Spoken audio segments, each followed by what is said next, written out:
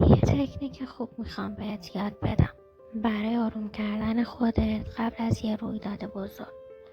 سعی نکن آروم باشی، به جاش همون موقعیت رو به بهترین حالتش تصور کن. این تکنیک جواب میده، چون نشونه های بدنی، احساس اضطراب و احساس هیجان تقریبا شبیه به هم هستن. تفاوتشون معناییه که ازشون تفسیر میکنی. اگر بدترین شرایط رو تصور کنی، اسمش رو میذاری اضطراب.